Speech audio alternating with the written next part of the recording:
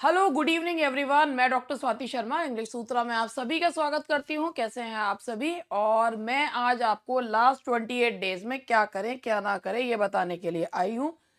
ना ना ना ना, वीडियो स्किप करने की गलती मत करो कि आगे ये क्या बता रही होंगी। मैं आपको क्या बताऊंगी, let me tell you first. मैं आपको ये बताऊंगी कि आपका जब आपके दिमाग में इस समय ये चलना शुरू हो गया, वैसे मेरा आज इस वीडियो बनाने का कोई इरादा नहीं था। मैं तो अपना पेपर तैयार कर रही थी, लेकिन मुझे आना पड़ा ये बताने के लिए क्योंकि मेरे पास कुछ मैसेजेस आए। आपके दिमाग में इस समय ये क्वेश्चन आ रहा है कि कितनी वेटेज जो है वो ग्रामर को देनी चाहिए और कितनी वेटेज लिटरेचर को देनी चाहिए, क्या पढ़ें क्या छोड़ें, पहली चीज। दूसरी चीज ये आ रही है कि हमें जब तैयारी कर रहे हैं तो हमें तैयारी करने में जो राइटर है और वो उसके जो स्पेसिफिक वर्क्स दिए हैं वो पढ़ें या उसके अलावा भी वर्क्स पढ़ें। ठीक है, दूसरी चीज ये आ रही है। तीसरी चीज आपके दिमाग में ये आ रही है कि ग्रामर में भी वोकेबलरी सेक्शन को कितना ध्यान दें कितना ना ध्यान दें, क्या पढ़ें क्या छोड़ें ग्रामर में भी, और कितना आ सकता है। उसके अलावा ये आ रहा है इस समय शॉर्टकट क्या अपनाएं कि हमारा जो है वो प्री क्लियर हो जाए। यही सारी चीजें आ रही है ना आपके दिमाग में। तो चलिए, मैं अब आपको इन चीजों में आपको कुछ बताने का प्रयास कर रही हूं और आप लोगों को सबसे पहले एक एक करके आपके जो क्वेश्चंस हैं उनका जवाब जो है मैं देने का प्रयास करूंगी।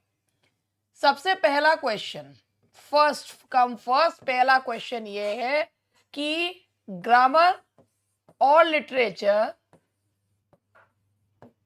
में से किस पे कितना ध्यान दें, है ना जी।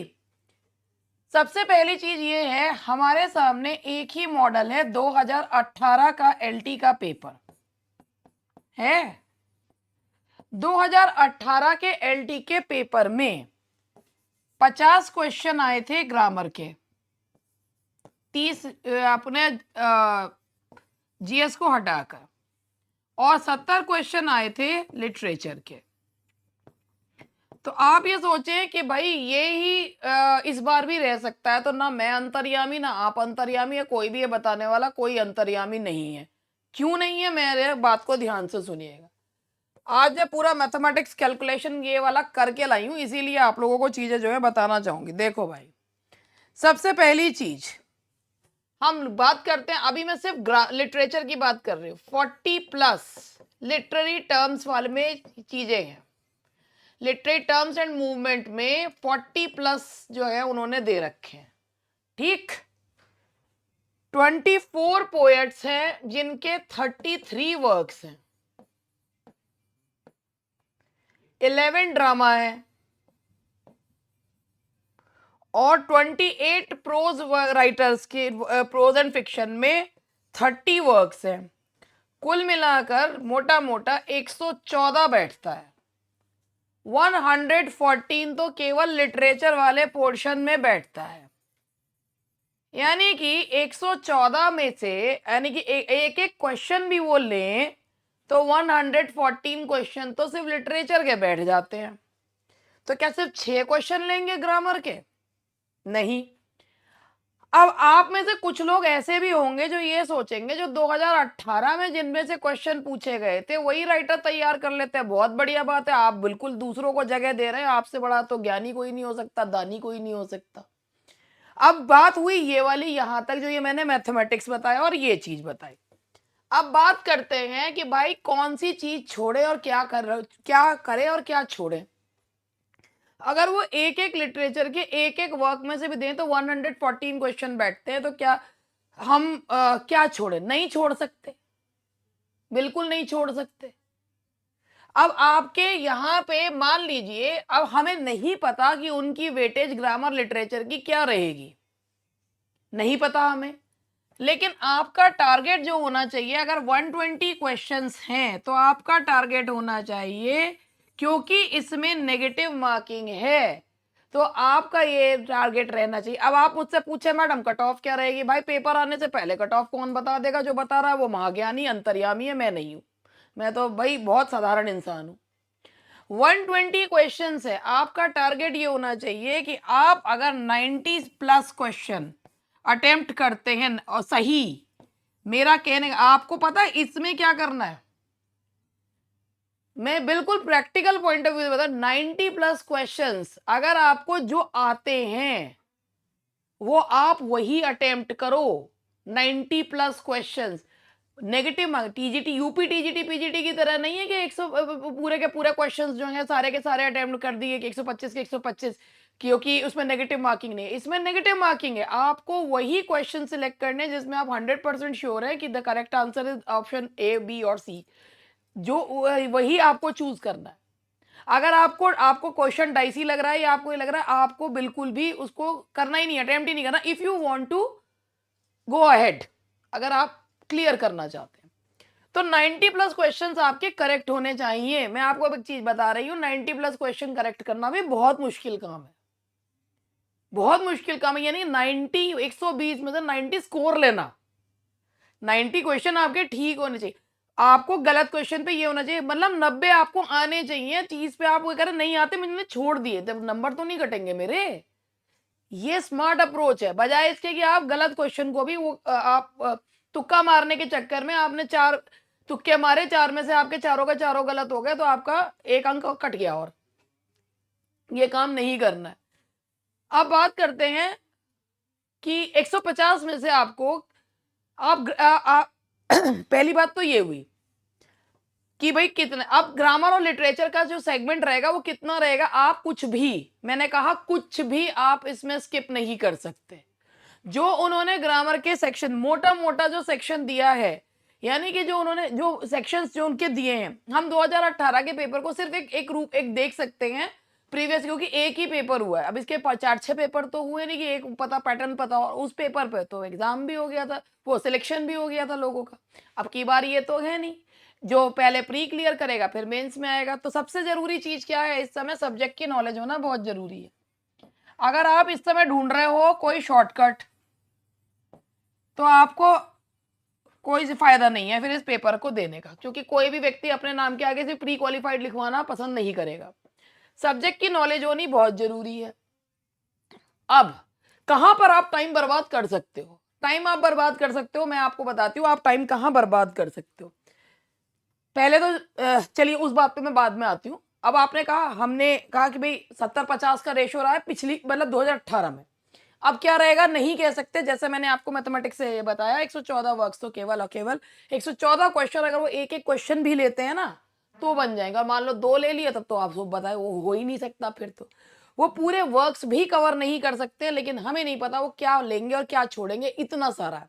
तो सबसे बड़ी बड़ी इंपॉर्टेंट बात, लिटरेचर में सबसे, मैं एक एक करके बताऊंगी। लिटरेचर में राइटर्स की बायोग्राफी एक बार जरूर पढ़ लो।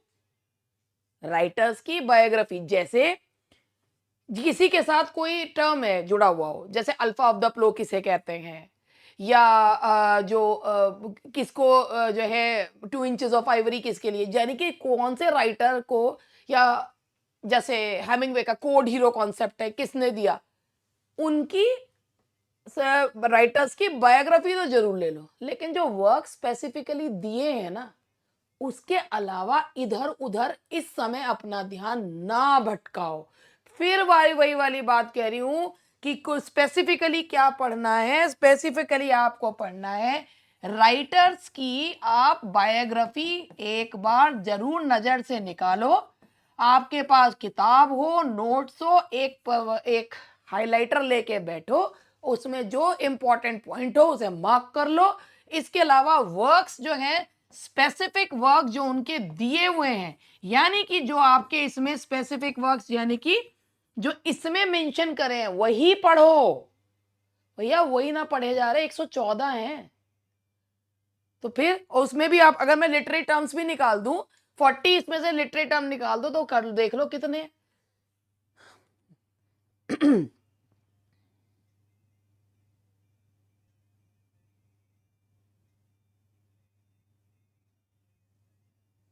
भाई देखो ऐसा है, 74 तो जो केवल जो है वो वर्क्स ही वर्क्स है।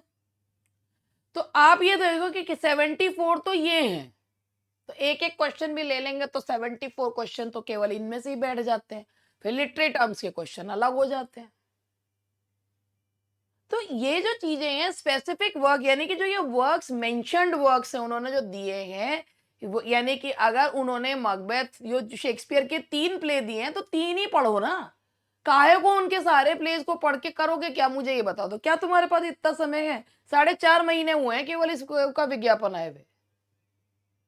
यानी कि 5.5वें महीने में इसका जो एग्ज़ाम हो रहा है इसका। और अगर जितना ये अगर आप एक-एक राइटर के एक-एक वर्क को पूरा पू एक-एक राइटर के हर वर्क को पढ़ने लगो तो भाई वो चीज़ नहीं है। वो हम यूपी, टीजीटी, पीजीटी में देखते हैं कि किस और वो स्मार्ट स्टडी यही होता है। तो स्पेसिफिक वर्क को पढ़ो।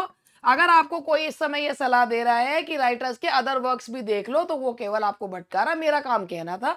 मैं इसलिए कह रही हूँ क्योंकि देखो भाई उसमें से भी एक-एक क्वेश्चन मैथ समझो ना, उसमें से भी एक-एक क्वेश्चन लेंगे तो भी काफ़ी सारा पूरा पेपर उससे भी बन सकता है। वो बनेगा नहीं वो बात अलग है। और ऐसा नहीं है उसमें लिटरेरी टर्म्स के क्वेश्चन आए नहीं थे। दूसरी चीज़, अब आपके दिमाग में एक और क्वेश्चन आता है। अभी ये तो राइटर की बायोग्राफी पढ़ लो स्पेसिफिक कि भाई अब दूसरा, अभी मैं लिटरेचर वाले हिस्से पे चल रही हूँ ना कि लिटरेरी टर्म्स के लिए जो 40+ लिटरेरी टर्म्स स्पेसिफिक दिए हैं, एमएच अब्राहम्स की पूरी किताब पढ़ लो। भाई आपको एमएच अब्राहम्स में से पढ़ना है ना, आप जो इन्होंने स्पेसिफिक लिटरेरी टर्म्स दिए ना वो पढ़ लो।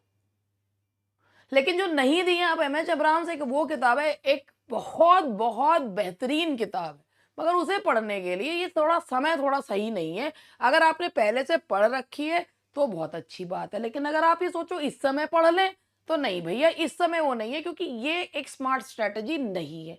जो उसमें लिटरेरी टर्म्स है आपको वो जो लिटरेरी टर्म्स दिए ना उनमें से उनसे जो टर्म्स दी हैं, जैसे अगर उन्होंने नियो क्लास, अब मैं आपको एक और चीज बताती हूँ। ये तो लिटरेरी टर्म्स का जो लिटरेरी टर्म्स दी हैं, लिटरेरी टर्म्स एंड मूवमेंट्स उन्हें अच्छे से करी है। लिटरेरी टर्म्स एंड मूवमेंट जो दिए हैं, लेकिन भाई इस समय आपको इनको जो दिए हैं उनको ढंग से उनके बारे में आपको पूरी नॉलेज होनी जरूरी है। क्योंकि आप ये सोचो कि सुपरफिशियल नॉलेज होने से हो जाएगा, नहीं। अब आपके दिमाग में आता है हिस्ट्री ऑफ इंग्लिश लिटरेचर पढ़े या ना पढ़े, तो भाई मेरी एक बात को ध्यान से सुनना। उसमें जो मूवमेंट्स दे रखे हैं जैसे renaissance and reformation, neo classical as, romantic as, modern age, post modern age, post colonial, उनके राइटर्स देखो कौन कौन से राइटर्स उस एज को बिलोंग करते हैं। बेसिकली उन्होंने लिटरेट वो जो एजेस दिए ना उसी हिसाब से दिए। उन्होंने कहीं नहीं पूछा कि हिस्ट्री ऑफ इंग्लिश लिटरेचर या पीरियड ऑफ इंग्लिश लिटरेचर। लेकिन जब वो अगर क्वेश्चन आया था कॉफी हाउस कल्चर, तो कॉफी हाउस कल्चर जो है क्वेश्चन अगर आपके दिमाग में आएगा भाई ये तो हिस्ट्री से होया था, ना जी ना, वो हिस्ट्री से नहीं आया था। कॉफी हाउस कल्चर के बारे में इसीलिए क्वेश्चन पूछा गया था क्योंकि स्टील का जो एस्से है द स्पेक्टेटर क्लब, उसमें वो क्लब में बैठकर ही जो है अपने 6 कैरेक्टर्स के बारे में बता रहे हैं, पीरियोडिकल एस्से है। और तब उसमें कहा बताया था कि नियो क्लासिकल एज में विग्स एंड टोरीज पार्टी थी 18वीं सेंचुरी में, और कॉफी हाउस कल्चर थे, और जिसमें से जो स्टील थे वो कौन से क्लब को बिलोंग करते थे, कौन से, और इसीलिए उन्होंने इसके बारे में लिखा है। तो उन्होंने पूरा, अब आप अगर हिस्ट्री आपको जो एज के राइटर्स हैं, जैसे अगर आप राइटर्स देखना शुरू करोगे ना आप अपने आप एज बांट लोगे, और वो लिटरेट मूवमेंट्स में वो एजेस दी हुई हैं। आप उन मूवमेंट्स को ढंग से पढ़ लोगे तो आपको पता है कि कौन सा राइटर कौन से एज को बिलोंग कर रहा है। आपको हिस्ट्री ढंग से पढ़ने की जगह देखो पता होनी चाहिए, लेकिन उसके पहले आपको जो राइटर्स उसमें दिए हुए ना, वो आपको जब भी उनका जन्म मरण पढ़ते ही पता चल जाता है कि ये कौन सी एज को बिलोंग करते हैं। वही as literary form of movement में दी हुई है। आप देखो उन्होंने रेनेसांस एंड रिफॉर्मेशन दिया, विलियम शेक्सपियर है, बेन जॉनसन है। इसके बाद उन्होंने अगर जो है मेटाफिजिकल पोएट्स दिया तो जॉन डन है। अगर उन्होंने मॉडर्न एज दिया तो जो है मॉडर्न एज में टीएस इलियट हैं, फिलिप लाकिंस हैं, वो वैसे मूवमेंट पोएट्स में आ जाते हैं। अगर उन्होंने पोस्ट कॉलोनियल दिया तो उसमें चिनुआ एशबे हैं, डेरेक वॉलकॉट हैं। अगर आप इस तरीके से करो, आप लोग बिल्कुल सतही लेवल पे चीजें देख रहे हो, तो इस तरीके से चीजें आप कवर करो। उसके बाद आपको आते हैं ग्रामर। ग्रामर में जो उन्होंने बेसिकली आप लोग जो ग्रामर में अब ग्रामर में क्या करें, देखो भैया अगर आप अपना टाइम एंड एनर्जी केवल और केवल वो कैब पे लगा रहे हो, बहुत अच्छी बात है, आपकी वो कैब अच्छी होनी चाहिए और आपको आनी भी चाहिए और क्वेश्चंस आपके सही भी होने चाहिए। लेकिन अगर आप ये सोचे मैडम वो कैब ही करवा दो, सिर्फ वो कैब ही कर लो, तो भैया 5 या 6 क्वेश्चन वो कैब से कैसे नहीं। आपको ग्रामर में जो जो टॉपिक्स उन्होंने दिए हैं सबके बारे में पता होना जरूरी है। कॉम्प्रिहेंशन पैसेज कोई आपको बता नहीं सकता, कॉम्प्रिहेंशन पैसेज प्रैक्टिस करने से ही आता है। उसके बाद आप लोगों को ट्रांसलेशन वाला पार्ट करना ही चाहिए। ट्रांसलेशन है, लेटर राइटिंग है और आपका डायलॉग राइटिंग है, ये आप बिल्कुल पढ़िए। सिंथेसिस, ट्रांसफॉर्मेशन, नरेशन ये आपको करने ही चाहिए। अगर इनमें से क्वेश्चन आते हैं तो आपको वो है कि हाँ हम इसे सही कर लेंगे, ओवर कॉन्फिडेंट होना नहीं चाहिए, ये टॉपिक छोड़ने नहीं चाहिए और सिर्फ वोकेबलरी के पीछे पड़े नहीं रहना चाहिए। आनी चाहिए लेकिन पूरा टाइम पूरी एनर्जी इसी पे लगा दो, ये चीज नहीं है। प्रैक्टिकल बात बता रही हूँ, जो सुन लेगा वो कुछ कर लेगा। अब हुई यहाँ तक ये बात कि क्या अब जो मैंने आपको एक एक करके पॉइंट्स जो है मैं बताती चल रही हूँ कि भाई क्या क्या करना चाहिए और क्या नहीं करना चाहिए। राइटर स्पेसिफिक वर्क्स, इसके बाद ग्रामर में भी आपको क्या क्या, ग्रामर में मैं आपको बता देती हूँ कि ग्रामर में आप लोग सिंथेसिस जो उन्होंने दिया है, ट्रांसफॉर्मेशन, इसके बाद आपका ये उसमें ही जो आपका एक्टिव पैसिव और उसमें ही आ जाता है। इसके अलावा लेटर, डायलॉग, ट्रांसलेशन ना छोड़े, करना पड़ेगा। और इसमें आपकी जो है ट्रांसलेशन में मैं आपको एक चीज़ ये बताऊंगी कि इसमें ईडियम एंड फ्रेजेस वाला जो आपका हिस्सा होता है ना, वो आप बिल्कुल उसको पढ़कर जाएं, क्योंकि जिससे आप वर्ड फॉर वर्ड ट्रांसलेशन ना करें, ईडियम एंड फ्रेजेस वाला हिस्सा पढ़ के जाएं। ईडियम एंड फ्रेजेस जो शॉर्ट, जो आपकी शॉर्ट सेइंग्स होती हैं और जो आपके मतलब जो यहाँ पर मुहावरे जो होते हैं वो वाली उनकी जो ट्रांसलेशन होती है वो जरूर पढ़ के जाएं, उससे आपको बहुत फायदा मिलेगा। अब आता है लास्ट मिनट पे शॉर्टकट क्या करें। No shortcut, there is no shortcut to success. इस समय अगर आप ये सोचे कि हम कोई सा प्रैक्टिस सेट खरीदेंगे या यूट्यूब पे केवल लोगों का प्रैक्टिस सेट करके हम लोग कर लेंगे, unless you have sound knowledge of your subject, you won't be able to solve the questions. नहीं कर पाएंगे इसलिए क्योंकि जो क्वेश्चन कोई पूछ रहा है, अगर ऑप्शन बदल दिए तो, अगर क्वेश्चन को घुमा के पूछ लिया तो, या ऐसे ऑप्शंस आ गए जिन ऑप्शंस को, अब आप ये देखिए कि अगर आपको क्वेश्चंस यहाँ पे शॉर्टकट नहीं है, आपको सबसे पहले क्या करना है, सब्जेक्ट नॉलेज मस्ट है। और सब्जेक्ट नॉलेज का मतलब ये है कि आप लोगों को चीजें पढ़ी हुई होनी चाहिए। आपके पास इस समय जो भी नोट्स हैं, जो भी नोट्स हैं, जो भी चीज आप पढ़ रहे हैं, गो थ्रू दैट, नोट्स पढ़िए। और नोट्स से, नोट्स में जो भी चीज आपको, आपके पास जो नोट्स हैं, किताबें हैं, जो कुछ भी है, मैं आपको एक चीज ये कहूंगी, फिर मैं वही वाली बात कह रही हूँ, ये समय कंफ्यूज होने का नहीं है कि other than the prescribe text you are going for some other things. अगर आपसे ये कहते हैं कि डेविड डेचिस पढ़ लीजिए या कडन पढ़ लीजिए या आप एम.एच. अब्राहम्स कर लीजिए, यस बहुत अच्छी किताबें हैं और आपने हो सकता है पढ़ भी रखी हो, बट अभी प्रैक्टिकल यूसेज में जो ये वर्क्स है ना, आपको उन पे ध्यान देना है। और नोट्स पढ़िए, जो अगर जिसके टेक्स्ट है, जैसे प्रोज एंड फिक्शन में बेकर वगैरह के टेक्स्ट पढ़ना जरूर, उसका टेक्स्ट है, अल्यूजन्स हैं। जब कभी भी उनमें उन्होंने लिखा होता है ना ट्रेंड्स एंड मूवमेंट्स, तो ये जो ट्रेंड्स एंड मूवमेंट्स वाला पार्ट है ना, इसका मतलब इसमें बहुत सारी चीज छिपी हुई है। ट्रेंड्स एंड मूवमेंट्स का मतलब है, कोई भी राइटर पढ़ते हो ना शॉर्ट नोट्स, उसमें ये बताओ कि शॉर्ट नोट में जो भी राइटर आपने देखा, आप उसमें सबसे पहले राइटर में ये देखो कौन सी एज को बिलोंग करता है, उसके बाद वो जो वर्क है वो जो है उस एज को रिप्रेजेंट करता है, उस वर्क में कौन सी लिटरेरी डिवाइसेस हैं और कौन सा मूवमेंट उसमें यूज हुआ है। आपने ये तीन चीजें कर ली और आपका राइटर तैयार प्लस वर्क तैयार। कौन राइटर कौन सी एज को बिलोंग करता है, कौन सी लिटरेरी डिवाइसेस यूज करी है, कौन से लिटरेरी मूवमेंट यूज हुए हैं, ये कर लिया। ये मैंने अपने स्टूडेंट्स को बताया था मगर आपको भी बता रही हूँ, अगर आपने ये चीजें जो है पता कर ली तो आपके लिए कोई भी चीज मुश्किल नहीं। आप सोचो रेडीमेड प्रैक्टिस सेट्स खरीदे और उनके, अगर या तो क्वेश्चंस का लेवल बहुत हाई हो या क्वेश्चन का लेवल बहुत लो हो, हाई होगा तो कॉन्फिडेंस टूट जाएगा, लो होगा तो सोचोगे अरे ये तो हम बिल्कुल कर लेंगे।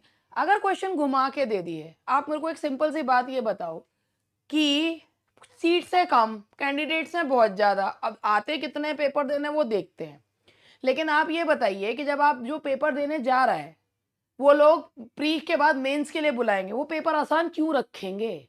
Just give me an honest answer, क्यों रखेंगे पेपर आसान हो?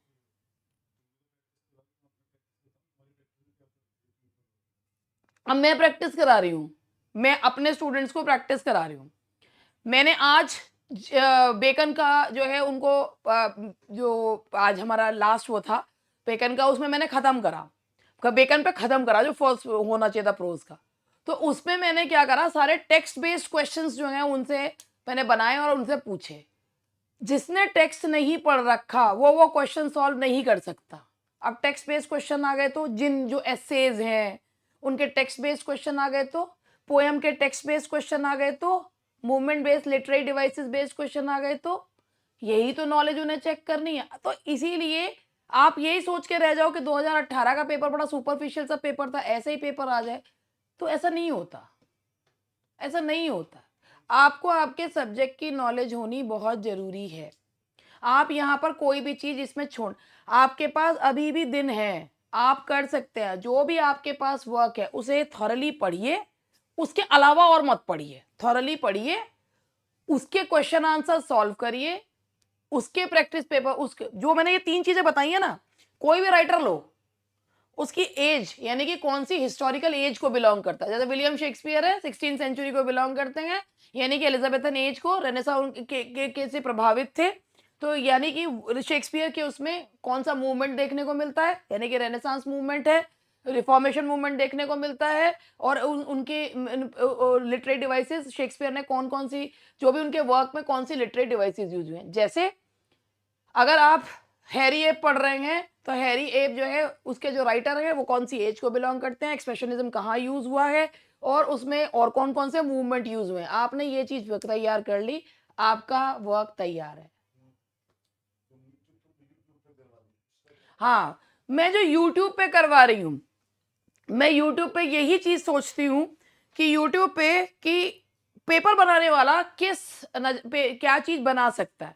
इसीलिए मैं 360 डिग्री अपना वो रखा है। पहले अभी मैं टॉपिक वाइज ले रही हूँ, जैसे मैंने अभी मैंने ड्रामा के लिए, पोइट्री के लिए, ड्रामा के लिए, लिटरेरी टर्म्स के ले रही हूँ। मैंने क्या कर रखा है, मैं भी सारे ना उनको ले लेके, क्वेश्चंस को ले लेके, आप लोगों को क्वेश्चंस को लेके नहीं, जब भी मैं हमेशा एग्जाम पेपर बनाने वाले के पॉइंट ऑफ व्यू से सोचती हूँ कि वो क्या जो है वो बना सकता है। मैं क्या करती हूँ कि मैं, जैसे मैंने लिटरेरी टर्म्स के बनाने हैं, तो मैंने लिटरेरी टर्म्स लिया, देखा, और उन पे जो है मैंने जो लिटरेरी टर्म्स है उनको लिया और उन पे क्वेश्चंस बना दिए कि इनमें से ऐसे कौन से क्वेश्चन आ सकते हैं जो 8 क्वेश्चन सिंपल हों और 2 ऐसे हों जो इनको फंसा दें। इस तरीके के क्वेश्चन है, मैं ऐसे ही बनाती हूँ। मेरा मैं जो बना रही हूँ ना, वो सिर्फ और सिर्फ स्टूडेंट्स के कॉन्फिडेंस को कोई ये कहे, हाँ कुछ अभी मैं आपको कह रही हूँ, बहुत कुछ दिन तक चीजें जो है ना वो सिंपल भी चलती है, स्टूडेंट्स के कॉन्फिडेंस को बूस्ट करना होता है, लेकिन उसके साथ धीरे धीरे चीजें डिफिकल्ट फेज पे जाती हैं। क्यों? क्योंकि अगर 120 क्वेश्चन है तो 70 क्वेश्चन अगर डिफिकल्ट आसान आएंगे तो 50 क्वेश्चन मुश्किल भी आएंगे, और वही 50 क्वेश्चन औरों को तुमसे आगे निकालेंगे। जिसे वो 50 मुश्किल आते हैं वो 70 आसान भी कर लेगा, लेकिन जिसे वो सिर्फ 70 आसान आते हैं वो 50 मुश्किल वाले नहीं कर पाएगा। और वो 50 मुश्किल वाले मैं करवाती हूँ अपने यूट्यूब के सेशन में भी, मैं आगे कराऊंगी। अगर मैं अब 30 क्वेश्चन में से 25 क्वेश्चन आसान करा रही हूँ तो 5 में फंसा देती हूँ। वही काम एग्जामिनर जो है करेगा, क्योंकि 70 क्वेश्चन हर किसी को आएंगे, 50 क्वेश्चन डिफिकल्ट होंगे, और वो यहां पर हम तुक्के वाला काम नहीं कर सकते। तो इसीलिए अगर आपके दिमाग में ये है कि हम जो है वो कुछ चीजें छोड़ दें, कुछ चीजें पढ़ लें, ना, छोड़ा कुछ नहीं जा सकता, कुछ भी नहीं छोड़ना है, वेटेज इक्वल देना है दोनों को। जो टॉपिक्स हैं, सम अप कर रही हूं अपनी बात को, जो टॉपिक्स हैं उन्हीं टॉपिक्स को आप लोग पढ़िए, वही बहुत है आपके लिए, भटकिए मत। ग्रामर और लिटरेचर 18 के कोई क्वेश्चन पेपर को आप सॉल्व जरूर करिए, मगर उसे मॉडल मत मानिए कि ये पेपर आया था तो अब नेक्स्ट भी ऐसा ही आएगा। कोई जरूरी नहीं है, ऐसा थोड़ी ना होता कि जो जैसा पेपर आया था बिल्कुल वैसे ही आ जाए, जो वर्क्स उसमें छोड़े गए थे वही वर्क्स यहाँ भी छोड़ दिया जाए, नहीं।